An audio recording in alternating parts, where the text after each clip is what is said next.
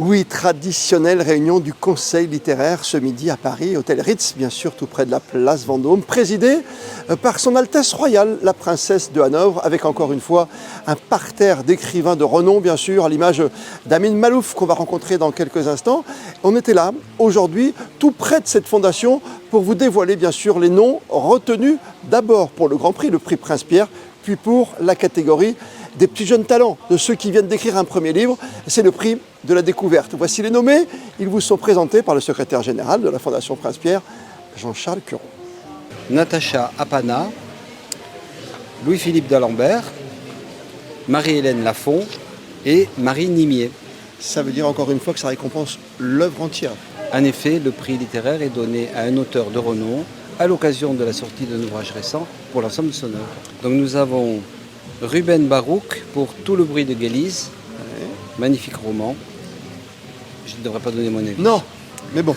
Alice Develay, Tombée du ciel, Le vrai visage de la pluie, c'est joli, hein, de Jonathan Dumani, Fait d'eau s'en va, de Thierry Thomas, Mon vrai nom est Elisabeth, d'Adèle Yon, et La patiente du jeudi, de Nathalie Zadje. Je crois que le titre du premier roman est choisi avec un soin extrême.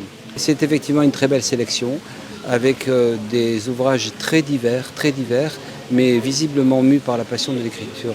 Particularité de cette édition 2025, vous venez de le constater, la présence de 3 écrivaines sur 4 sélectionnées sur le Grand Prix, sur le prix Prince-Pierre. La réaction de l'académicienne Dominique Bonnat.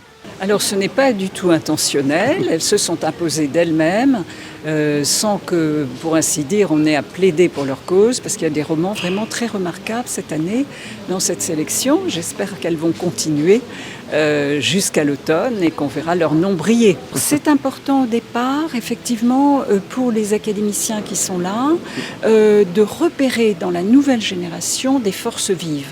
Et j'attache moi beaucoup d'importance à ces premiers romans, à ces deuxièmes romans, c'est-à-dire les débuts de l'écriture, pour les avoir vécus moi-même. Je sais la passion que cela contient, mais je sais aussi la part d'incertitude, de doute. On a besoin, quand on est jeune, quand on commence quelque chose, d'avoir la reconnaissance de personnes plus âgées, mais qui exercent le même métier et qui partagent surtout la même passion. Dominique Bonnat et son formidable, inoubliable Malika. Et puis rencontre ici dans les jardins du Ritz, après ce conseil littéraire, avec Amin Maalouf, prix Goncourt pour Le Rocher de Tagnos, aujourd'hui membre éminent de l'Académie française. Il y a des moments où on couronne quelqu'un qui s'est imposé par la qualité de son œuvre, par l'ampleur de son œuvre. Il y a des moments où on a envie de pousser un peu quelqu'un dont on a lu des choses très belles et qui n'est pas suffisamment connu. C'est un mélange d'un peu de découverte, d'un peu de confirmation. Et c'est un peu le jeu des jurys littéraires, d'être à la fois en train de constater et de faire découvrir.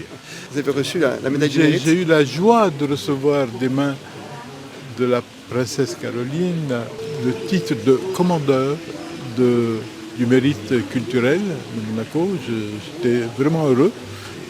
Et puis ça va un peu au-delà. Je pense qu'il y a un lien affectif avec la principauté.